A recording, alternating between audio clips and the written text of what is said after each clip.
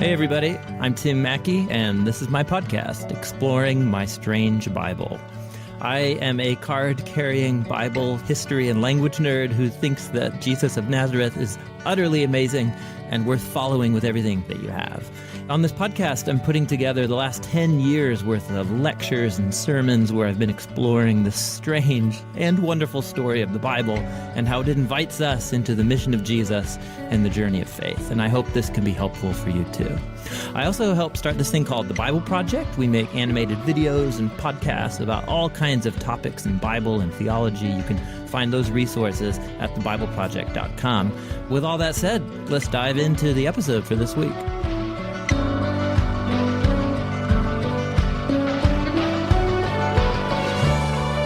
In this episode, we're continuing a series that's exploring the Old Testament book of Daniel.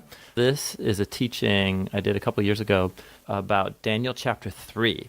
It's a famous story, perhaps one of the most famous stories in the Old Testament, about the three guys, Shadrach, Meshach, and Abednego, who get thrown into this Babylonian furnace because they won't worship an idol of the kingdom of Babylon as if it is God. Unfortunately, because most people are introduced to this story as a children's story, they miss out on the extremely adult themes being treated in this chapter. This is not a children's story. It's an expose on how nations exalt their power, national security, and economy as if it is God, and force people to give their ultimate allegiance to it, and know as if it's divine. And if that doesn't sound like a contemporary and relevant theme to you, I don't know what planet you're living on. Daniel 3 packs an extreme punch. Get ready for it. Let's dive in and learn together.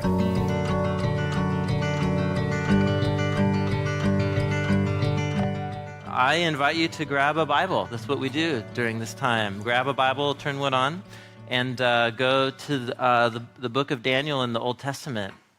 And we're going to spend another time exploring another story in the book of Daniel as we're journeying through it. This is a book that tells the story of 4 Israelites, 4 of God's people who are taken captive and from their home city in Jerusalem, and they find themselves exiled in Babylon, in a foreign land. They're adjusting to new culture, and it's the story of their struggle to be faithful. So that's why we've called this whole series Faithfulness in Exile. And this week, as we're in chapter 3, it's another one of these stories. It's actually one of the more well-known stories. It's the story of Shadrach, Meshach, and Abednego in the fiery furnace. You know this one? Yeah, many of you do know this. My hunch is that many of you know this story because you were maybe first exposed to it, or it exists in your memory because of talking vegetables, is why you know the story. For better or worse, that's the reality here in America.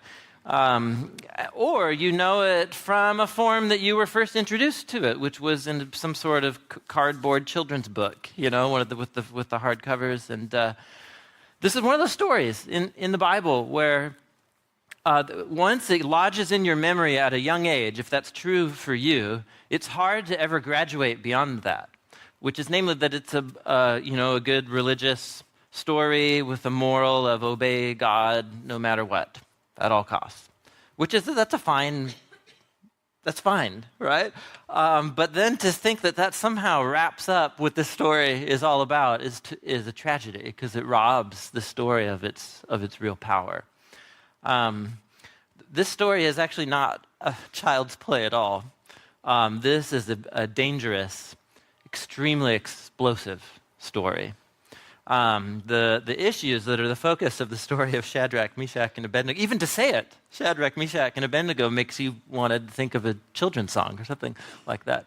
But the focus of this story is not child's play. It's actually really uncomfortable because what this story focuses on is 2 things that you're never supposed to bring up in polite conversation, and that's politics and religion, right? You're at the barbershop. you're at dinner with your friends or in-laws or whatever, just don't start talking about either of these two topics. It's probably not going to go well. But Daniel 3 is going to force us to go there. So, Surgeon General's warning. If you're tempted to be uncomfortable or agitated as we explore this story, I'm just the messenger. You might be tempted to focus your agitation on me because my mouth is the one making sounds and talking to you. But all I'm trying to do is unpack what the story is really doing. And if you have a problem, I just want to remind you, your problem's with the Bible, not with Tim. Deal? We shake on that? All right. Some of you have tomatoes in your pockets or purses, but don't throw them. Throw them at your Bible. Here's what I want to do. Since the talking vegetables have hijacked this story for us in our culture, I just want to put an image in front of us that I think will shake us awake, help us realize that the stakes are high when it comes to this story. You'll see a picture here of two individuals, one of whom most of you ought to know immediately who one of those men is. It's obviously Adolf Hitler. And the man to his right is a man maybe you've never heard of him before. His name's Baldur von Schirach.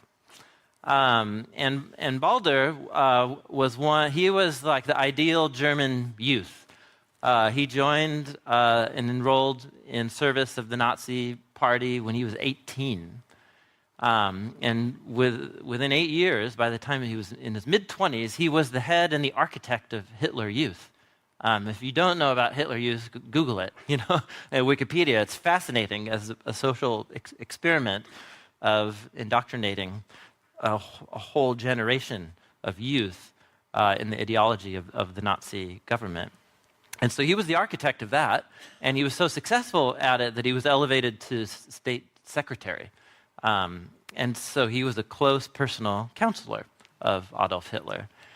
And there's a famous interview that Baldur did with the London Times a number of years before World War II broke out. But these were some of the final words of that interview that echoed hauntingly over Europe as the years went by afterwards. And these are the closing words of the interview. He says, "One cannot be a good German and at the same time deny God. But an arousal of faith in the eternal German," that was the center, the Superman, the Übermensch, the pinnacle of human history was Germany. That was the worldview. So the arousal of faith in the eternal German is at the same time an arousal of faith in the eternal God. If we act as true Germans, we act according to the laws of God.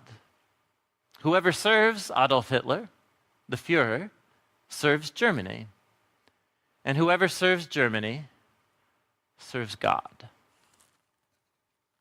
Tell us what you really think, Baldur. Wow. And the reason why, the room's so quiet, and the reason why we cringe inside is because we know where these ideas led. Yeah? After 10 years of him saying these words, millions and millions and millions of people are dead. Like a death on a scale that human history hadn't quite seen before, except the World War a couple decades before that. That's why we cringe.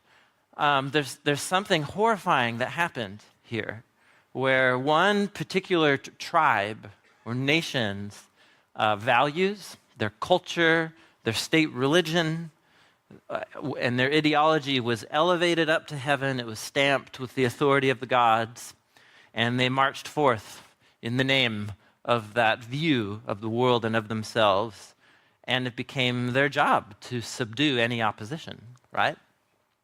This is the kind of idolatry of national identity that leads to horror and evil in our world. This is what Daniel 3 is about. Daniel 3 is an expose about the human idolatry of their own national identity. It's what happens when human beings will naturally collect together, and combine resources and seek safety and refuge and security. And that's like we have to govern ourselves, right? That's just a part of being human and the human story. But there's something unique that happens when certain tribes and certain nations elevate their way of life and stamp it with divine authority, and then go on to say everybody else needs to recognize this too. It's horrifying. Now, of course, Germany wasn't the first people group to ever do this, and they're not the last people group to ever do this. But this is what this story is about.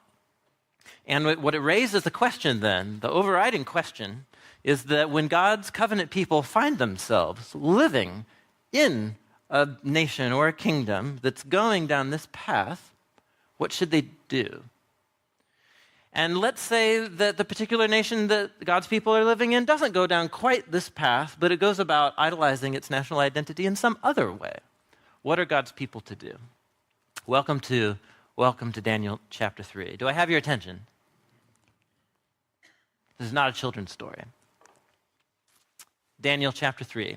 Let's just dive in.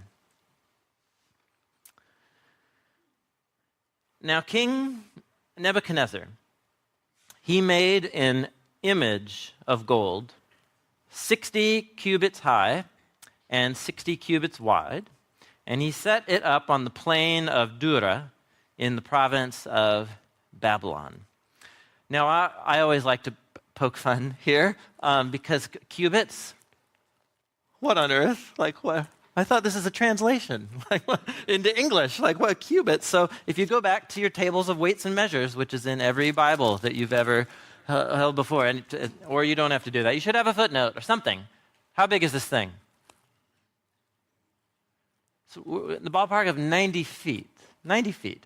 Now, I don't know if that seems big to you. I think that's pretty big.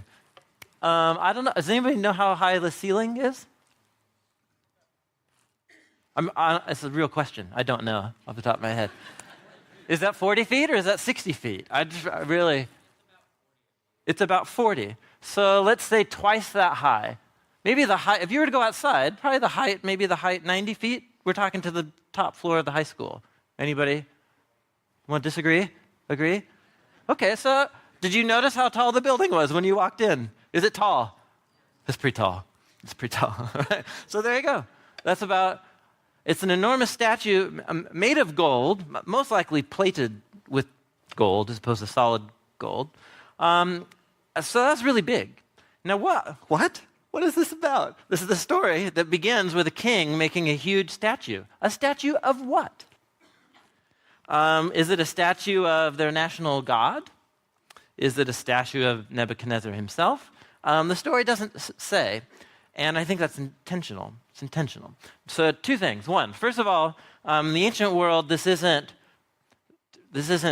crazy or unknown. Lots of kingdoms and lots of people groups made gigantic statues of the gods and so on. In the ancient world, one of the seven wonders of the ancient world was one of the tallest statues known in the world. It's way taller than this one. It was of a god. And this is great Trivial Pursuit, as if you don't know already. But it was called the Colossus of Rhodes. And Rhodes is an island, a Greek island in the Aegean Sea. It's actually off the coast of modern-day Turkey. It's one of the first islands that you would come to if you were crossing the Mediterranean to go into Greece. And this is one of the classic artistic renditions. It's about 120 years old. There's other ones where, based on the description, some people think that it was at the entrance of a harbor and that the statue had its legs, one on each pillar of the entrance of the harbor, and the ships had to go through it. Nobody actually knows. Either way, it's really big. It's way bigger than this one. And it's of a god, Helios, the sun god. So for ancient readers of this story, it's like, oh yeah, Nebuchadnezzar's one of these kings who does these kinds of things, right? But what's interesting, this is of a Greek deity, right? Helios, the sun god.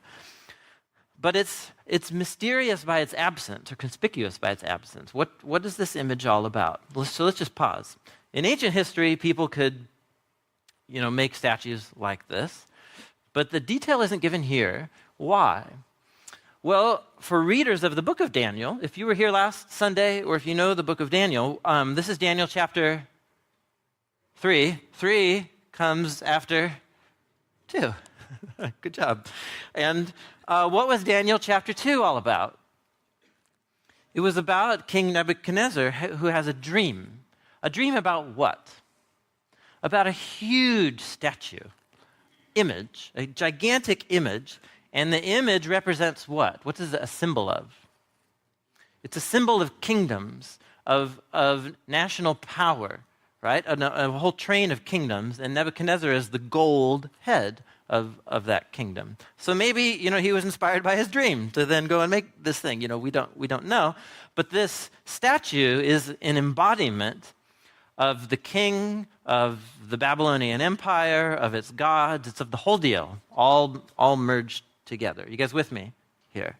So we're not told. It doesn't matter whether it was an image of the king or of the gods. The whole point is this is precise. This is in the book of Daniel. It's portraying human kingdoms and their exaltation of their own power and so on in the form of this image or this statue.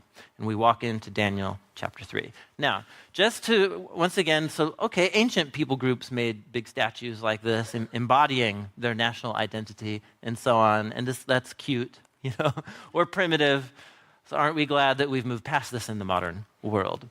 So just to remind us that in New York Harbor, at this moment, stands a statue that's actually way higher than either one of these ancient statues. And what is this an embodiment of? So we don't have national ceremonies where people bow down to the Statue of Liberty, but I dare say that if it was a statue of George Clooney, it wouldn't have the same meaning. You know what I'm saying? All right? The whole point is that this thing is an image that embodies a national value of our particular kingdom or nation. I'm not saying it's bad. I'm not saying it's good. I'm just saying we still do this in the modern world. Are you guys with me here? So here's where the story goes. This is a symbol of national identity of Babylon and of power and self-exaltation. Where's the story going to go? Verse 2. So Nebuchadnezzar summoned get ready, the satraps, the prefects, the governors, the advisors, the treasurers, the judges, the magistrates, and all of the other provincial officials to come to the dedication of the image that he had set up. Now, is that a long list? That's quite a list. It's going to get repeated about 5 more times before the story's over, and you might think it's so weird. So it is weird. The point is to kind of make you think this is so ridiculous, this list of people. The whole point, it's a literary technique to say every possible government official the entire Babylonian government shows up for the scene. That's the point. And it's just every term satrap. Satrap. So anyway, I don't know, it sounds like a bird trap, but anyhow. So all these officials. And so the satraps, the prefects, the governors, the advisors, the treasurers, the judges, the magistrates, and all the other provincial officials assembled for the dedication of the image that King Nebuchadnezzar had set up, and they stood before it. What a scene. Then the herald loudly proclaimed, "Nations and peoples of every language, this is what you are commanded to do. As soon as you hear the sound of," get ready for another list, "the horn, the flute, the zither, the lyre," this is not funny, but it is funny, the zither, "the lyre, the harp, the pipe, and all kinds of music, you must fall down and worship the image of gold that King Nebuchadnezzar has set up. Whoever does not fall down and worship will immediately be thrown into the blazing furnace."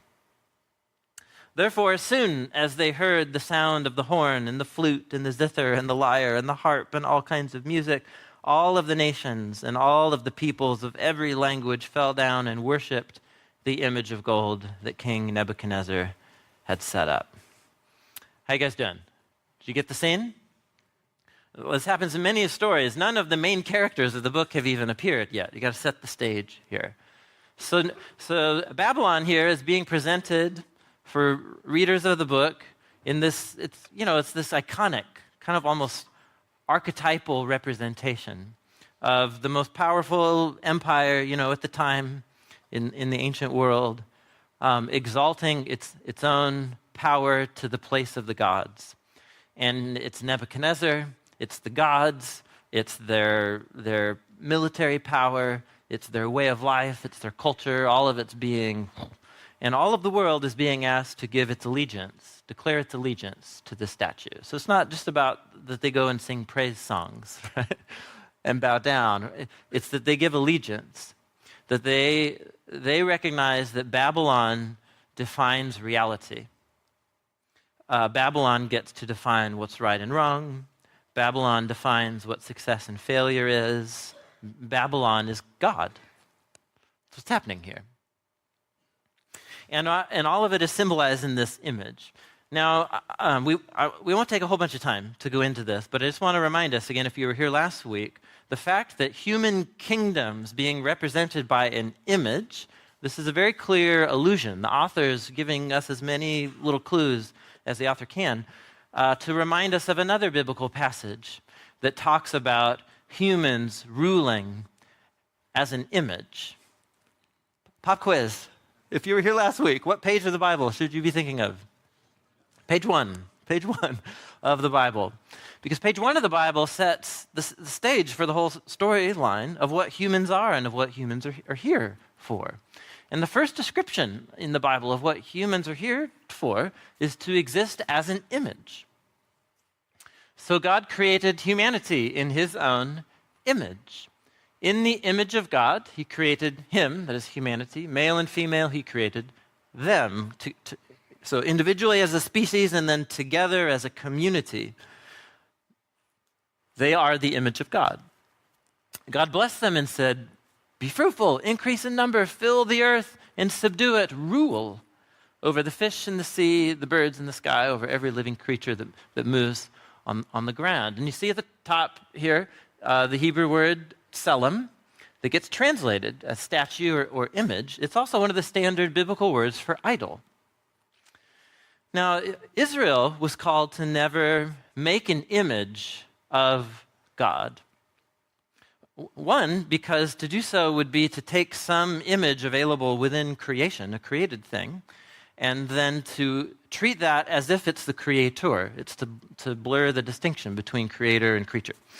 And so that's a violation, and it's reducing God to something less than who God truly is. But the other main reason is based out of this story. The reason Israel wasn't to make images of God is because the story of the Bible began with God making images of himself. Images already exist of God. You don't need to make more. You are one, and you're sitting next to one. So, and how do human beings image God? And the story highlights it by ruling. God's the king of the world, but the storyline of the Bible is that God has chosen to partner with and to rule the world through his images, his image-bearing creatures who rule the world on God's behalf. And what's happening here in this story is this image here is now representing this distortion of the fabric of the universe. Because now all of a sudden you have humans worshiping this image in the shape of a human, but what does this image represent? It represents human rule. It represents humans creating a nation and an empire and a way of life and a culture, and then treating that as if it's God. Are you with me? And so it's very dangerous, right? Human history shows us this is extremely dangerous when human beings mistake the life that they have created with God itself.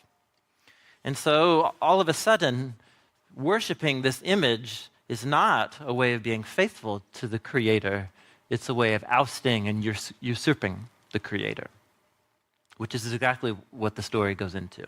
Look what happens in verse 8. Now, in this time, some astrologers came forward, and they denounced the Jews. They said to King Nebuchadnezzar, "May the king live forever." Once again, practical wisdom from the book of Daniel. If you ever meet a king, just say that. Say that first. "May the king live forever. Your Majesty has issued a decree that everyone who hears the sound of the horn and the flute and the zither and the lyre and the harp and the pipe and all kinds of music must fall down and worship the image of gold. And that whoever doesn't fall down and worship will be thrown into the blazing furnace. Now, there are some Jews that you have set over the affairs of the province of Babylon: Shadrach, Meshach, and Abednego. So they're Babylonian names, not their Hebrew names. They don't pay any attention to you, Your Majesty. They serve neither your gods, nor do they worship the image of gold that you have set up. Do you see what they've done right there? They've just connected three things. They don't honor you, they don't serve your gods, and they don't worship the image, which is a representation of their kingdom and their empire. Do you see? It's the unholy trinity, right? So it's the imperial power embodied in the king, and that king exists with the authority and in partnership of the gods, and all of that embodies and is carried forward by the image which represents their kingdom and so on. So there you go. That's the triad right there. And so note, it's the king's personal honor, the national story and identity, and then their civic religion is all merged together here and represented. And so by the fact that these three aren't participating, they're now a threat, right? Because they don't conform to this exaltation of their national gods and of their national power. Furious with rage, we read, Nebuchadnezzar summoned Shadrach, Meshach, and Abednego. And so these men were brought before the king. Now Nebuchadnezzar said to them, "Is it true, Shadrach, Meshach, and Abednego, that you don't serve my gods or worship the image of gold that I've set up? Now, when you hear the sound," you ready? Another time. Of the horn, the flute, the zither, the lyre, the harp, and the pipe, and all kinds of music. If you're ready to fall down and worship the image I've made, it's great, very good. But if you don't worship it, you'll be thrown immediately into the blazing furnace. So they have their own little personal ceremony now on trial. And he concludes with this line, "Then what God will be able to rescue you from my hand?" So this is clearly a man intoxicated with his own power and with his own imperial role in the power of his kingdom. He equates himself to a god here. I'm God to you. There is no God that can rescue you because Babylon's God. And I'm God. I hold your life in my hands. Look at their response. Shadrach, Meshach, and Abednego replied to him, "King Nebuchadnezzar, we don't really need to defend ourselves before you in this matter. If we're thrown into the blazing furnace, the God we serve, he's able to deliver us from it. And he will deliver us from your majesty's hand. But even if he does not deliver us, we want you to know, your majesty, that we're not going to serve your gods or worship the image of gold that you have set up." That might be the most polite, the most polite rebellion I've ever read of in the Bible. Are you with me? That's how polite they are. What you were expecting was something, I don't know, filthy pagan blasphemer, we will, this kind of thing, infidel. No, it's just like super polite. Even if our God does not deliver us. So first of all, they just say, we're not going to have a theological debate right now. We don't believe that you're God. We don't believe that Babylon is God. We don't believe that your gods represent the one true God. So we're just not going to have that debate right now. We don't need to defend ourselves. And if you want to kill us, that's fine. Our God will deliver us. Our God might deliver us from the furnace and we'll continue living on, but our God may not do that. Either way, you're not God. And we're not interested in having a debate, Your Majesty. I mean, just like, you know what I'm saying? How infuriating this would be, because they're the nicest people you've ever met, but you have to kill them now. Right? Are you with me? It's very important. We're going to come back to this, but pay attention to that. The nature of their resistance is to be very polite and completely peaceful, but also full of conviction, yeah, and trust. And whether their God delivers them, whether not, that's not the issue here. We just fundamentally disagree with who you think you are and who you think Babylon is. Then Nebuchadnezzar was furious. He was furious with Shadrach, Meshach, and Abednego. And his attitude towards them changed, like yours would too. Now, this is the New International Version. Some of you have a different translation right there. His attitude toward them changed. What else? Other translations? The expression of his face. It's a word play. It's hard to do in English. Literally, it's the selim of his face changed. So the king of Babylon creates a selim that embodies him and his kingdom's power and authority. But he can't control these three men who won't give their allegiance and devotion to it. And so the king who can make the whole world bow down to his selim now can't control his own selim. Do you get it? You're supposed to snicker or laugh or something. He can't control his own image of his face. He just unleashes this affront to his authority. So he commanded some of the strongest soldiers in his army to tie up Shadrach, Meshach, and Abednego and throw them into the blazing furnace. So these men were still wearing their robes and trousers and turbans and other clothes. This great Babylonian fashion right here. So the whole point is haste. Like they don't put them in detention. They don't strip them. They're just on the spot. They're tied up.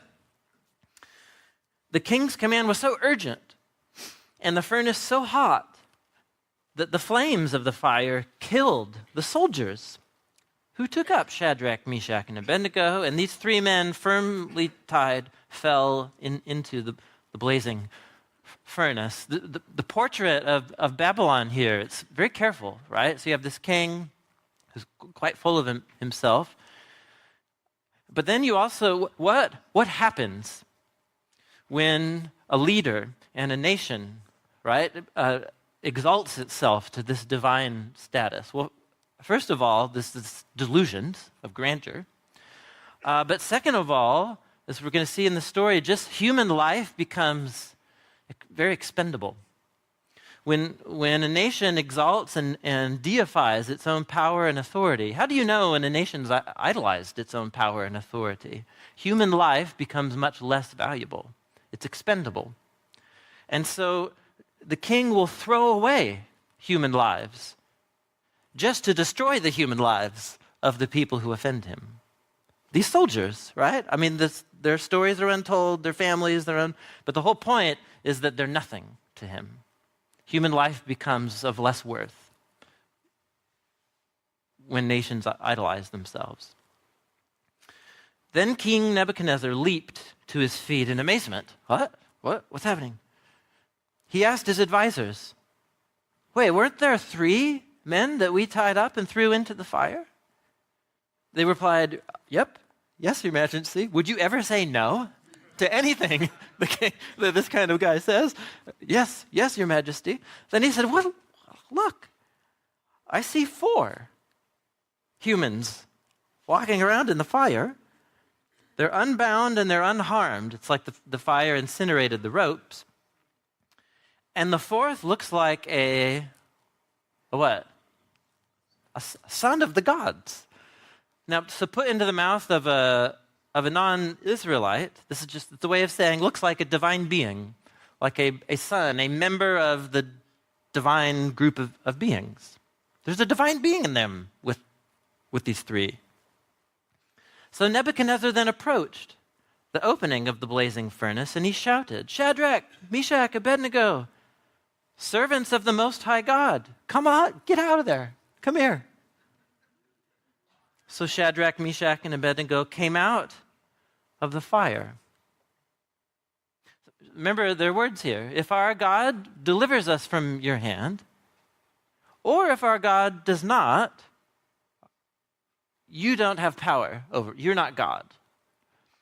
Did God deliver them from the fire? Did they get thrown into the fire? So in one sense, they did not get delivered from the fire. But then in another sense, did they get delivered from the furnace? Yes. So what they were not spared is going into the furnace. But then all of a sudden what they find is that God has entered the furnace with them. God's with them, so to speak.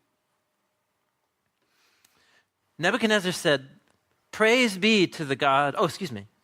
Where do we? They came out of the fire, verse 27. The satraps, the prefects, the governors, the royal advisors crowded around them. When they saw that the fire hadn't harmed their bodies, no hair of their heads was singed, the robes didn't even, they could just wear the clothes to work tomorrow. There was no smell of fire on them. Then Nebuchadnezzar said, "Praise be to the God of Shadrach, Meshach, and Abednego, who has sent his angel," right? He's now made a conclusion about who the son of the gods was, an angel, a divine messenger, "and rescued his servants. They trusted him, and they defied the king's command. They were willing to give up their lives rather than serve or worship any god except their own God. Therefore, I decree," what a rash, right? What a rash person. "I decree that the people of any nation or language who say anything against the God of Shadrach, Meshach, and Abednego be cut into pieces, and their houses be turned into piles of rubble, for no other God can save in this way." Then the king promoted Shadrach, Meshach, and Abednego in the province of Babylon. There's the story. How you guys doing? Is this a children's story? Is this a story that you could rob of all its most powerful elements and make understandable to children? Yes, and I would suggest that's exactly what's happened with the talking vegetables. But there's just holy cow, there's so much more happening here. Notice that the king doesn't therefore declare that, I'm not God, and the God of Shadrach, Meshach, and Abednego is the true God, and we're all going to worship and give allegiance. That's not what happens, is it? He just says, these guys have something going on with them. Don't mess with them or their God, or else I'll kill you. That's what he says. And that's kind of true to his character that we're seeing in the story here. What's the story about? This is a story about one particular nation, but it's Babylon, right? And Babylon in the Old Testament and right on through into the New Testament, it refers obviously to a historical kingdom in Israel's history. But the portrait of Babylon in the Bible becomes something like in the Transformers, in the cartoons. Back when I was a kid, there was this one Transformer. It was a bad guy, Decepticon, and it was called the Constructicon. And there were actually 6 different, like a dump truck and a bulldozer, and they were all robots. But then when they really had to kick some butt, what they would do was combine into this ultra thing. You know? Does anybody remember the Constructicons? Nobody. Okay. Or Voltron. Think of Voltron, right? The whole point is some mega creature that's made up of every other creature, and they combine forces and become... That's Babylon in the Bible. Babylon's larger than life. It appears right in the first pages of the Bible, in the Tower of Babylon, and it's this image of humanity unified to God. We'll build a tower that reaches up to the gods, right? This affront to the gods. And then right on through into Israel's history, it becomes this archetype of this self-exaltation of humanity and human kingdoms. And so it's why the author of the vision of the Revelation at the end of the New Testament will use Babylon to describe this archetype of humanity in conflict and rebellion. There you go. It's larger than life here. It's about an ancient kingdom, but this ancient kingdom just becomes an image of just everything that's wrong with the human race. And this story is an expose on the danger and the horror and the ridiculous consequences that happens when human kingdoms exalt themselves and when they elevate their national way of life to the place of the gods and stamp it with divine authority. And so it raises the question then, what are God's people to do? Like, how are God's people to respond in a situation like this? Because we can't, like, this isn't just an ancient thing. This is part of the Bible's depiction. And God's covenant people have always, throughout history, found themselves living in different kingdoms that exalt their national identity to divine proportions. And I think it's a unique question and problem for us living in the modern West. If you're older than 16, which I'm scanning, it's most people in the room, you're older than 16? The fact that you're older than 16, which includes me too, means that there's something about you that 100, 200, generations that gone by, you are associated with a chapter in human history that's not pretty. If you're older than 16, you're born into this century where more humans were murdered at the hands of other humans on a scale and a proportion that's never been known in human history. Right? You were born in the bloodiest century in human history if you're older than 16. That's part of our legacy to the future. And how did that happen? Well, for lots of reasons and lots of things, but one of the main perpetrators was national ideologies where a nation began to exalt itself to the place of a god, Germany being one case. Of course, there were many of these regimes that banished God, right? Like multiple of the communist regimes, but in so doing, they just elevate themselves to the place of God, but trying to banish the idea of God by putting themselves. Are you with me? Like that's the 20th century, the 19th century, 1900s that's the legacy. And it's precisely because of what this story is all about here. Like, this isn't an idle issue. This isn't ancient peoples. This is our problem of the human condition right now. And so what are God's people to do? And I just want to develop a few thoughts as we close, based off of the response of Shadrach, Meshach, and Abednego, which made us laugh. And it made us laugh because it seemed so simple and silly, but yet it was very powerful. How are God's people to respond? Well, it seems very clear that the story is advocating resistance. Resist. Resist the temptation to equate your nation's values and civic religion and way of life with the one true God of heaven. Like, resist at all costs, because that's the way of compromise. But resist how? What form should God's people's resistance take? And what's remarkable about this story is what it doesn't take the form of public protest. They don't march down to the plain of Dura with signs, God hates idols. Like, they don't do that, do they? They don't. But they are resisting, aren't they? Their resistance begins as just this peaceful non-participation in the national idolatry. That's the form that it takes. It's peaceful. They don't even draw attention to themselves. Nebuchadnezzar would have never even known that they were resisting if they hadn't been ratted out, right, by these other people. And so there's something really remarkable about that. It's this peaceful non-participation. But no, their non-participation doesn't mean withdrawal. It doesn't mean that they all, moved, to the plains of the desert and started their alternate community. What do they do for a living? They have government jobs. They serve the kingdom of Babylon, making it the best place that they can possibly help make it. So they haven't withdrawn. They're fully engaged. But they don't participate in the national idolatry. Right? It's this knife edge of faithfulness of God's people in exile. They dress like Babylonians. They talk like Babylonians, right? But they don't participate when it comes to those things. So that's the first thing. And that's actually what makes their resistance so difficult to deal with for Nebuchadnezzar. Because let's say they didn't go the protesting route, and let's say they didn't go the non-participation route. Of course, they could have resisted with force in some way. They could have gone down to the plain of Dura with explosives lining their belts and stood next to the thing. And, they could have done that.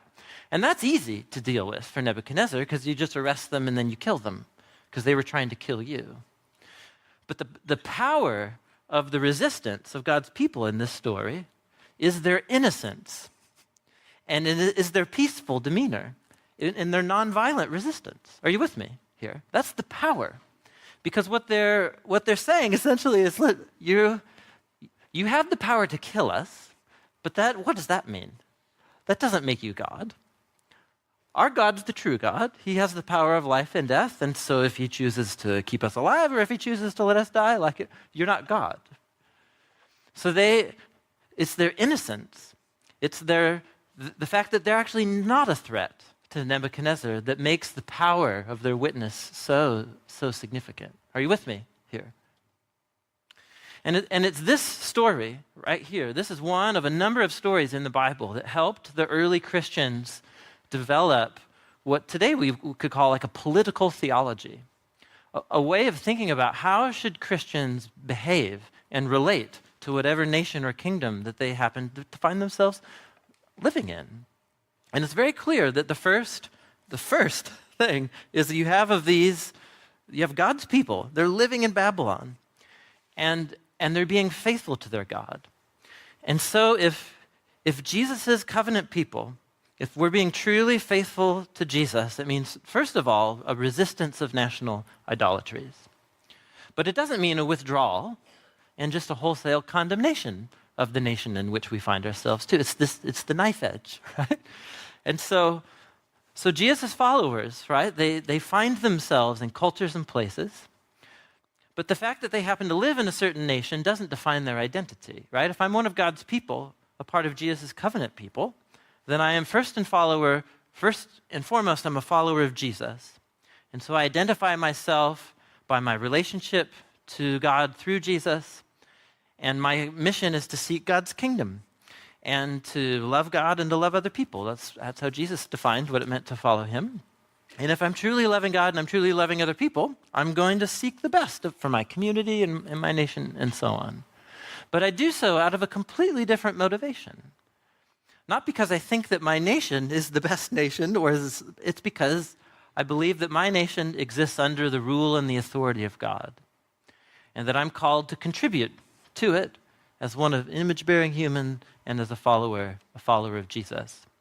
And this is what one of the most significant early thinkers and theologians of the church, a pastor and theologian named Augustine. And in his great, very significant work, The City of God, he developed this theology of what we would call dual citizenship. And that's what this is, dual citizenship. It's saying my first and foremost identity is as a member of God's kingdom, which is a multi-ethnic international movement that gives its allegiance to Jesus, who's the king of the world. And whether or not Nebuchadnezzar knows it, he's a servant of the king of the world. And there are times when I might need to try and remind Nebuchadnezzar that he's not God. And the power of that resistance will be in its peaceful, nonviolent manner, where there's no accusation of revolt. I'm just reminding Nebuchadnezzar that he's not God and that he should do the right thing. But at the same time, it often means it's this prophetic community, right? This community of resistance, but it resists by seeking the well-being of Babylon at the same time. And this is it's the knife edge, and it's the challenge that God's people are called to. Are you guys with me here? It doesn't fit any of our categories, right? Especially in Western politics, like the way our party system works and our politics and so on. We want someone to fit in one of those, and this doesn't fit in any of those, right? I mean, someone could be a member of Jesus' kingdom and find themselves compelled because of policy debates and so on to fit in any one of the number of parties, right, that exist in our government. But the danger, and what all of us are called to, is to dethrone, right, our national identities and to exalt the one who is the true image of God. If I'm a follower of Jesus, I actually do believe there is one place where you can find a physical, embodied image of God. It's one place. And the Apostle Paul put it this way. He said, the Son, Jesus, the exalted, risen Jesus, he's the image of the invisible God. He's the firstborn over all creation. For in him all things were created, things on heaven, things on earth, visible, invisible, thrones, powers, rulers, or authorities. All things have been created through him and for him. And how does Jesus, the image of God, who represents heaven's rule and authority over earth, how does the Son go about ruling the world? God was pleased to have all of his fullness dwell in him, and through him to reconcile to himself all things, things in heaven, things on earth, by making peace through his blood shed on the cross. The Son of the gods enters the furnace. Right? The image of God allows himself to be consumed in the fires and the violence of human idolized kingdoms. He was there with Shadrach, Meshach, and Abednego, and he's there on the cross. And he's allowing the consequences of the horror of national idolatries, it's a Roman cross, to kill him. And Jesus is victorious over the idolatrous kingdoms of this world precisely through his love and his life and his resurrection, conquering their power. There's a million ways why this is something that American Christians need to hear in 2016. I'm not sure exactly what it's supposed to mean to you in your circles and in your family dialogues about religion and politics. But this is something I think it's timely that we're here in Daniel chapter 3. And foremost, like whatever the debates go, and as you go into community groups, and as you go talk and think about this, where it all leads us is to the cross. Because the cross is the place where we find God's rule and authority, his love, his self-giving love, giving up authority in order to take it up in the life and the death and the resurrection of Jesus. And so when we come to the bread and the cup today, we're declaring allegiance to the King. We are participating in the kingdom of God that says our God chose to conquer death and human evil by letting it conquer him so that he could overcome it with his love and with his life. Amen? Amen. Let me close in a word of prayer.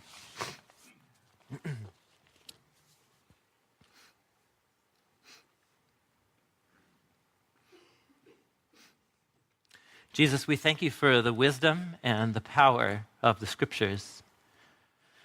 We thank you that they don't say what we want them to say, but you speak to us a word here that reminds us that we are not God, that reminds us that you are, and that your deity and your power is revealed foremost in your love, in your sacrificial life and death and resurrection that was for us. And so, Jesus, we declare our allegiance to you as a community. We want to love you, and we want to love our neighbors. We want to seek the best of our city and of the place where we live. Thank you for the place that we live. Give us wisdom as to when we are to resist. Give us wisdom as to when we are to serve. Thank you for your grace, Jesus, we pray in your name. Amen.